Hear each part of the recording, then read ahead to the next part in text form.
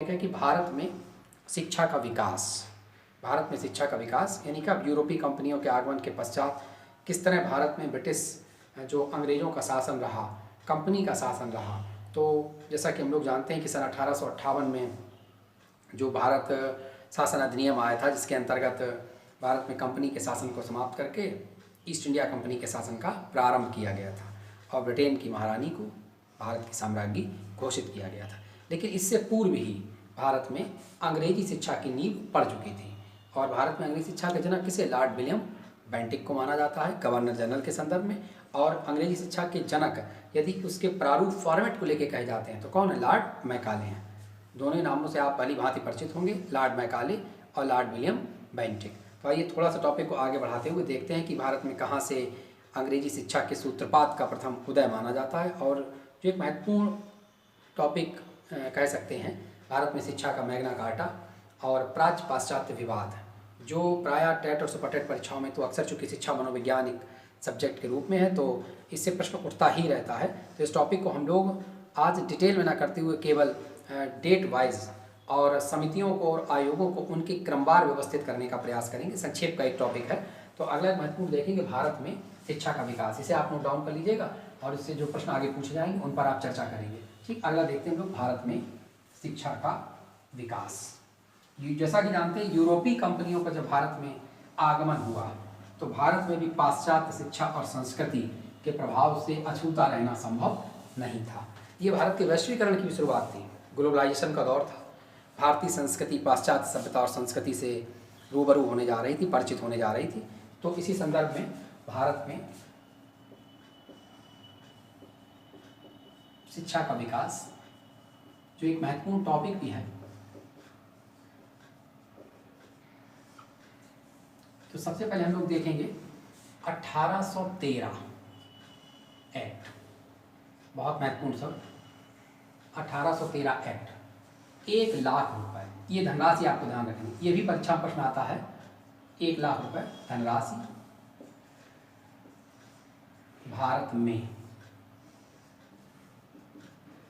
भारत में शिक्षा के प्रचार प्रसार हेतु आवंटित। तो सबसे पहला प्रश्न है कि भारत में शिक्षा से संबंधित प्रथम एक्ट या अधिनियम कंपनी शासन के संदर्भ में या अंग्रेजी शासन के संदर्भ में कौन सा माना जाता है? तो 1813 का ये एक्ट। और कितने रुपए की धनराशि आवंटित की गई थी? तो 1,00,000 रुपए की। और इसी 1,00,000 रुपए की धनराशि को व्यय करते समय यह धनराशि यानी ये धनराशि भारतीय शिक्षा पर व्यय हो कि पाश्चात्य शिक्षा पर, भारतीय शिक्षा पर व्यय या पाश्चात्य शिक्षा पर व्यय, इसी मतभेद के कारण एक विवाद का जन्म हुआ, जिसे हम लोग प्राच्य पाश्चात्य विवाद के नाम से जानते हैं। प्राच्य पाश्चात्य विवाद, प्राच्य पाश्चात्य विवाद, या इसे कह सकते हैं आंग्ल प्राच्य विवाद, यानी अंग्रेजी और प्राचीन भाषाओं के माध्यम से शिक्षा को लेकर, यूरोपीय साहित्य के प्रचार प्रसार को लेकर कि भारतीय साहित्य के प्रचार प्रसार को लेकर। तो इसमें प्रश्न क्या है कि प्राच्य पाश्चात्य विवाद का जन्म किस अधिनियम की देन है? तो 1813 का एक्ट है।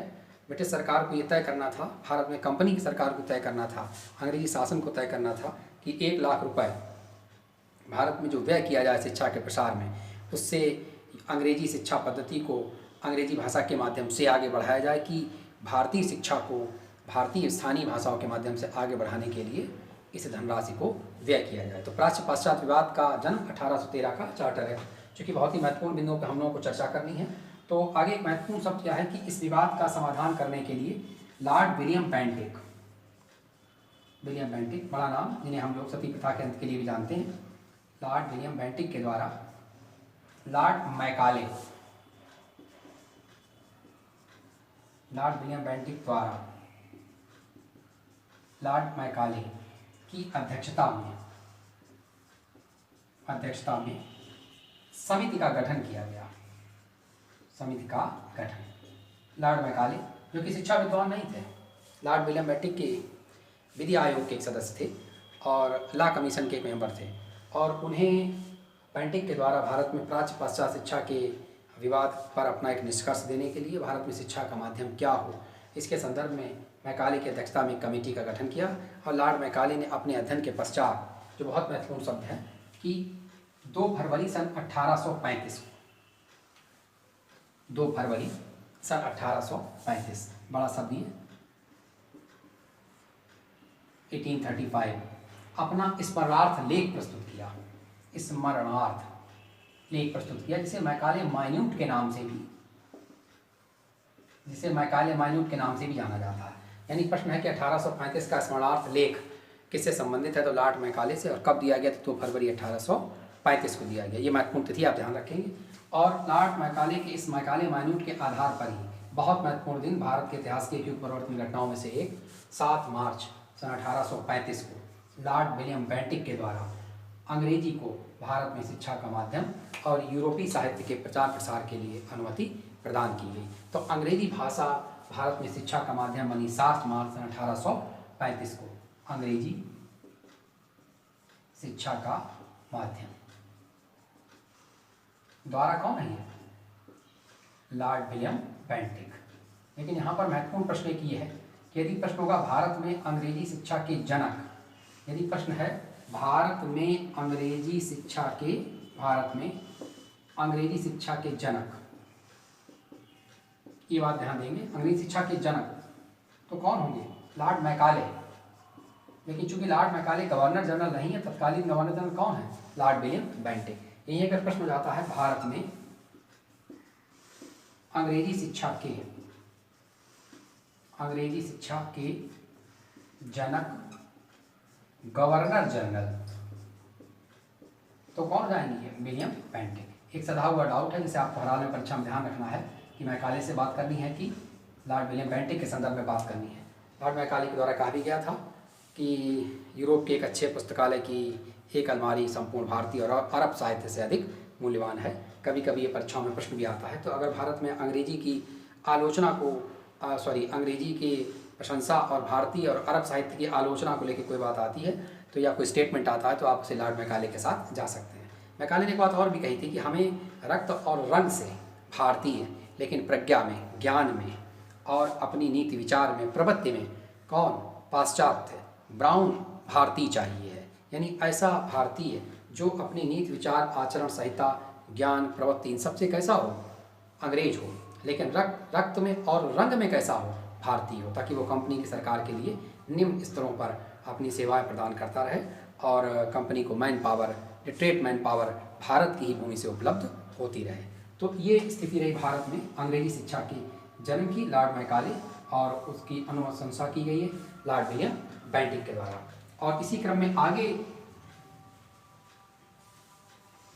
सन 1854 जो वुड डिस्पैच, बहुत महत्वपूर्ण शब्द, कई बार परीक्षाओं में प्रश्न बन चुका है, वुड डिस्पैच, यानी वुड डिस्पैच सन 1854, वुड का घोषणा पत्र, इसे भारत में शिक्षा का मैग्ना कार्टा कहा जाता है, राजपत्र, भारत में शिक्षा का मैग्ना कार्टा। यानी भारत में शिक्षा का मैग्ना कार्टा किसे कहा जाता है, तो वुड डिस्पैच को। और किस वर्ष वुड डिस्पैच आया, तो 1854 में। और भारत में शिक्षा संबंधित गठित जो प्रथम आयोग माना जाता है वो कौन सा, वुड आयोग ही माना जाता है। तो वुड आयोग की जो अनुशंसा या सिफारिशें हैं वही वुड डिस्पैच के नाम से जानी जाती हैं। इसके बाद अगला महत्वपूर्ण शब्द है हंटर आयोग या हंटर कमीशन, सन 1882। और फिर लॉर्ड कर्जन के समय में भारत विश्वविद्यालय आयोग, first university commission of India 1902, किसके द्वारा Lord Curzon. Lord Curzon Thomas Raleigh आयोग के नाम से जाना जाता है, भारत का प्रथम विश्वविद्यालय आयोग थॉमस रैले आयोग, और ये स्थापित किसके द्वारा किया गया था, लॉर्ड कर्जन के द्वारा किया गया था।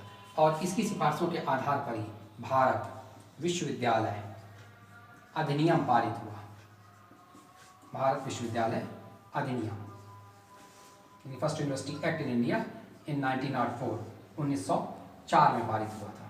और ये भी लॉर्ड कर्जन के समय में। तो लॉर्ड कर्जन ने भारत का फर्स्ट यूनिवर्सिटी कमीशन बनाया है, और लॉर्ड कर्जन के समय में कौन, भारत का प्रथम विश्वविद्यालय अधिनियम पारित हुआ सन 1904 में। इसी के साथ प्राचीन स्मारक संरक्षण अधिनियम भी लॉर्ड कर्जन की देन है। उसे हम लोग अपने पुरातत्व और हिस्ट्री के टॉपिक के अंतर्गत भी डिस्कस करेंगे। और आगे जो महत्वपूर्ण शब्द है कि सैडलर आयोग। सैडलर आयोग कलकत्ता विश्वविद्यालय की स्थापना से संबंधित सन 1917 में है।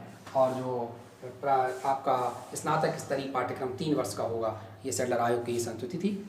और इसके बाद सैडलर आयोग के बाद महत्वपूर्ण शब्द है हार्टोग समिति। फिलिप हार्टोग की अध्यक्षता में गठित की गई सन 1929 में। हार्टोग समिति 1929 में। इसके बाद बहुत महत्वपूर्ण शब्द महात्मा गांधी की वर्धा शिक्षा योजना, जिसे प्राथमिक शिक्षा योजना, तालीमी शिक्षा योजना, मूलभूत शिक्षा योजना या बेसिक शिक्षा या प्राइमरी शिक्षा के नाम से भी जाना जाता है, द्वारा महात्मा गांधी।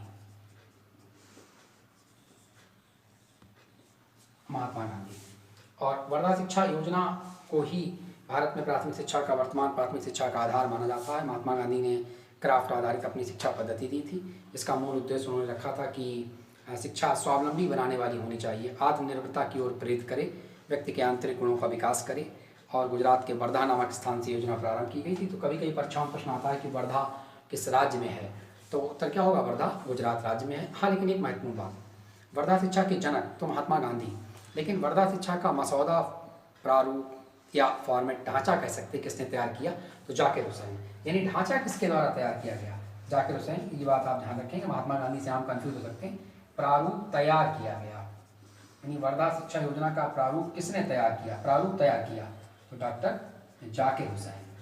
तो जाकिर हुसैन के द्वारा ही वर्धा शिक्षा योजना, जो महात्मा गांधी के सपनों की भारत की प्राथमिक शिक्षा पद्धति की एक अवधारणा थी, उसे मूर्त रूप देने का प्रयास किया गया। तो जनक होंगे महात्मा गांधी, लेकिन प्रारूप तैयार किया तो डॉक्टर जाकिर हुसैन के द्वारा। और उसके बाद सार्जेंट आयोग सन 1944 1944। लेकिन महात्मा गांधी की वर्धा शिक्षा योजना और सार्जेंट आयोग, सार्जेंट योजना कह सकते हैं, ये दोनों ही योजना द्वितीय विश्व युद्ध के कारण अपनी परिणति को प्राप्त नहीं कर सकी, क्योंकि 1 सितंबर 1939 से द्वितीय विश्व युद्ध प्रारंभ हो गया था। और ब्रिटिश सरकार के द्वारा भारत को एक तरफा घोषणा करके इस युद्ध में सम्मिलित घोषित दिखाया गया था, जिसका भारतीय जनता के द्वारा विरोध भी किया गया। तो भारत में स्वतंत्रता की मांग के चलते, राष्ट्रीय आंदोलनों के चलते, भारत छोड़ो आंदोलन की प्रगति के चलते, और साथ ही विश्व युद्ध के विभीषण परिणामों के बीच में और उसके भारतीय राजनीति पर पड़ने वाले प्रभाव के संदर्भ में, भारत की औपनिवेशिक जो सत्ता, अंग्रेजी शासन था, उन सब के संदर्भ में भारत में शिक्षा का विकास द्वितीय विश्व युद्ध की इन परिस्थितियों में कुछ ना कुछ कहीं हद तक धूमिल हुआ। और इस तरह से महात्मा गांधी की वर्धा शिक्षा योजना और सार्जेंट योजना पर कोई विशेष कार्य नहीं किया जा सका। स्वतंत्रता प्राप्ति के पश्चात सन 1948 में 1948 में, स्वतंत्रता प्राप्ति के पश्चात सन 1948 में राधा कृष्णन आयोग का गठन किया गया। राधा कृष्णन आयोग 1948, ये आप ध्यान देंगे। इन्हीं की सिफारिश पर विश्वविद्यालय अनुदान आयोग बनाया गया था। भारत की यूनिवर्सिटी जो विश्वविद्यालय अनुदान आयोग है, उसके प्रथम अध्यक्ष भी राधाकृष्णन जी थे, जो हमारे प्रथम राष्ट्रपति रहे। इनके लिए आपको ध्यान रखना, राधाकृष्णन आयोग। और इसके बाद अगला महत्वपूर्ण शब्द रहा माध्यमिक शिक्षा से संबंधित आयोग, मुदालियर आयोग। मुदालियर आयोग माध्यमिक शिक्षा से संबंधित 1952-53 मुदालियर आयोग। और किससे संबंधित? माध्यमिक शिक्षा, माध्यमिक शिक्षा। तदुपरांत कोठारी, DS गुरुद्वारा सिंह कोठारी की अध्यक्षता में कोठारी आयोग 1964 से 1966। कभी कभी परीक्षा में प्रश्न बनता है 1964 से 1966। तो चूँकि भारत में जो प्रथम शिक्षा नीति 1968 में आई थी, उसका आधार कौन सा था? कोठारी आयोग ही था। तो इसके बाद जो भारत की नवीन शिक्षा नीति, जो प्रथम नवीन शिक्षा नीति का जो संदर्भ दिया जाता है, नवीन शिक्षा नीति, तो वो कौन सी हो गई थी? 1986 1986 हुई थी। वैसे स्वतंत्रता प्राप्ति के पश्चात भारत की प्रथम शिक्षा नीति, स्वतंत्रता के पश्चात प्रथम शिक्षा नीति, तो ये शब्द होगा 1968। और उसमें संशोधन के पश्चात जब अगली नई शिक्षा नीति का सूत्रपात किया गया तो 1986 आई थी। और वर्तमान में जानते हैं आप, कृष्णास्वामी कस्तूरी रंगन समिति की सिफारिश पर, कृष्णास्वामी कस्तूरी रंगन समिति की सिफारिश पर नई राष्ट्रीय शिक्षा नीति की घोषणा की गई है। नई राष्ट्रीय शिक्षा नीति की घोषणा की गई है। नई राष्ट्रीय शिक्षा नीति वर्ष 2020। तो ये कुछ भारत में राष्ट्रीय शिक्षा के संदर्भ में ब्रिटिश पीरियड से लेकर और आधुनिक भारत में वर्तमान समय तक की नवीन राष्ट्रीय शिक्षा नीति तक की कुछ महत्वपूर्ण तिथियां और आयोग और समितियां। तो इसमें जो नई राष्ट्रीय शिक्षा नीति है उस पर हम लोग अपने करंट के टॉपिक के अंतर्गत चर्चा करेंगे, जिसमें जानेंगे कि कहाँ बोर्ड की परीक्षाओं को ख़त्म किया गया, त्रिवर्षीय पाठ्यक्रम की क्या स्थिति है और वर्तमान में अब शिक्षा का स्वरूप किस तरह से होगा। और चूँकि समाज की आवश्यकताओं के अनुरूप शिक्षा का पाठ्यक्रम बदलता रहता है, उसी को देखते हुए राष्ट्रीय शिक्षा नीति में संशोधन के प्रयास किए गए हैं। हमारे पूर्व प्रधानमंत्री डॉक्टर मनमोहन सिंह ने भी ये बात रखी थी कि विकसित देशों के अनुसार ही भारत में भी शिक्षा का जो पाठ्यक्रम है वो भारत की आवश्यकताओं के अनुरूप रोजगार परक और भविष्य में विकासोन्मुख और समावेशी शिक्षा के साथ सभी को साथ लेकर चलने में सक्षम होना चाहिए। इसी को देखते हुए हमारी नई राष्ट्रीय शिक्षा नीति का क्रियान्वयन सुनिश्चित किया जा रहा है। तो आज के लिए इतना ही। इस टॉपिक को आप अच्छे से देखेंगे, सारी डेट्स जो भी आयोग समितियाँ उसे अच्छे से क्लियर करेंगे और नेक्स्ट वीडियो में आपको इस कुछ टॉपिक पे हम लोग डिस्कस करेंगे। Thank you.